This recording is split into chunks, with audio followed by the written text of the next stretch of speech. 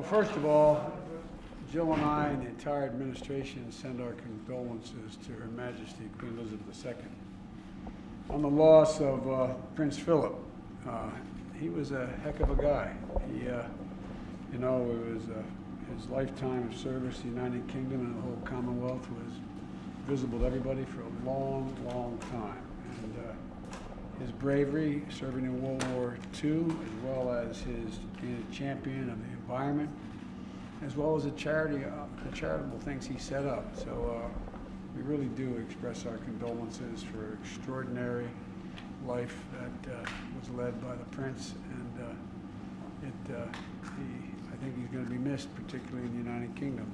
But 99 years old, he never slowed down at all, and which I admire the devil out of. And today we're meeting we're having an economic briefing here with the team. I sent to Congress my funding priorities for the appropriations process, including two key public health initiatives that I'm pushing.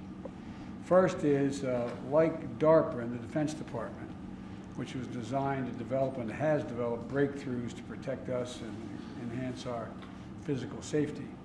I'm proposing a $6.5 billion appropriation for what we call ARPA-H, which is focused on health issues.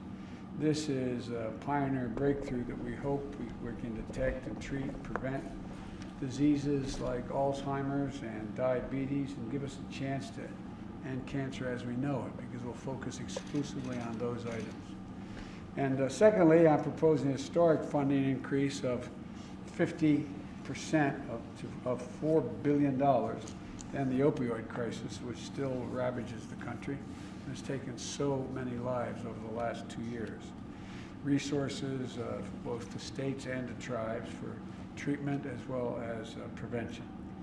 It also includes the single largest funding increase ever for Title I schools for disadvantaged schools, to lift up the millions of children in low-income families.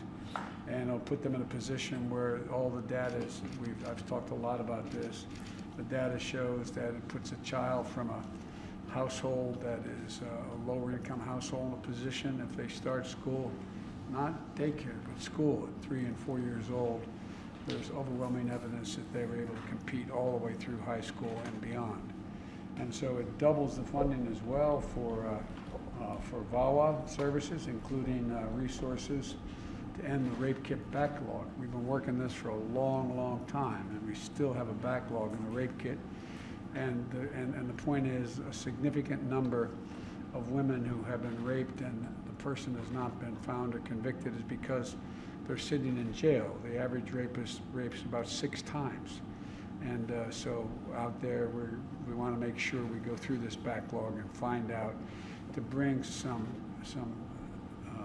certitude for the woman saying, no, it was true. That's the man. He did it.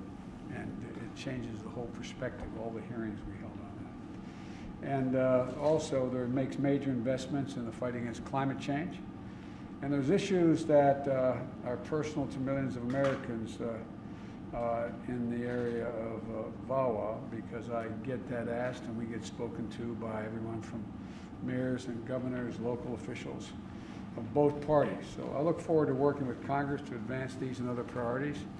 I think we're going to be able to I'm hoping that we'll have some bipartisan support across the board. I've already spoken to some of my Republican colleagues about dealing with the infrastructure legislation we have up there, as well as other budget items. So we're going to work on seeing if we get some bipartisan support across the board here, but that's what we're about to do now. We're going to talk about our economic priorities and we get the brief from the team here. Thank you all for coming.